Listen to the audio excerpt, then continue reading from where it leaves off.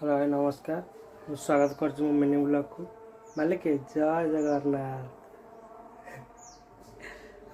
आज मंदिर थर्ड दिन चलो देखु चलो जीव मंदिर।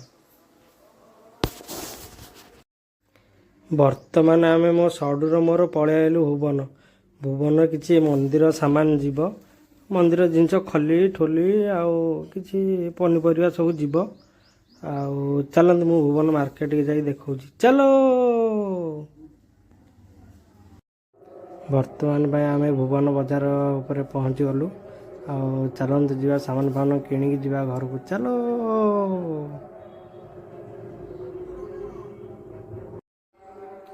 वर्तमान मु पळाइली मंदिर पाखु आउ प्रसाद सेवन पाई बड़ाबड़ी कार्यक्रम आरंभ हो गलानी आउ चलन छुआ माने सब बाढ़ुचंती आउ चलन ताको सहित टिके साहाय्य सहयोग करिया चलो।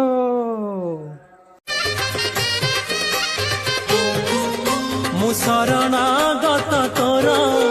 तू शरण दाता मोर तो बिनु अनगति नाही रे मोहर मु अंध हेले तू मोर लौड़ी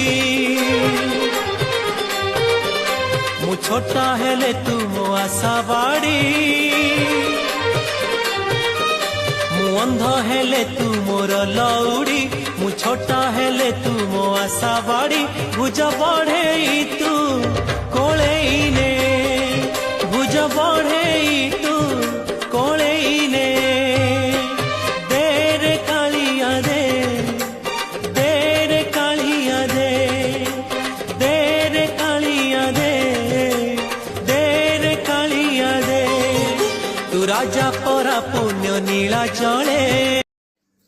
बादल भाई मते बहुत दिन है कहले मते कह ब्लॉगर आनु मुझे आज बादल भाई टे ब्लॉगर आइली हारी देखा तो बादल भाई खाऊँ आ दिलीप भाई मते कहले बहुत दिन है ब्लॉग टे आण मुझे ठीक अच्छे आज आसब आउ दिलीप भाई ये प्रसाद सेवन कर सोनू भी अच्छी आउ सब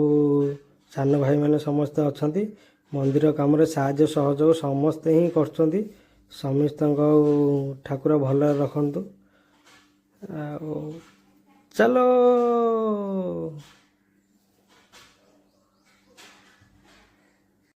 सबू भाई मैंने सान भाई और बड़ भाई मैंने मत कहले भाई आमको टी आज ब्लॉगर आण मुझे ठीक अच्छे चलो समस्त ब्लॉगर आनी भारी आउ सब भाई मैंने देखते प्रसाद सेवन कर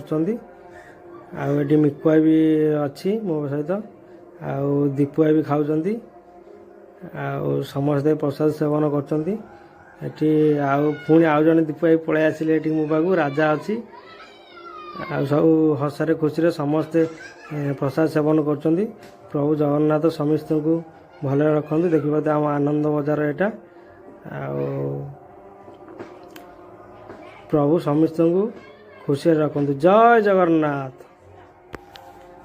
वर्तमान आम टंक तोड़ाणी व्यवस्था हो सारे जो भाई भौणी मैंने दूर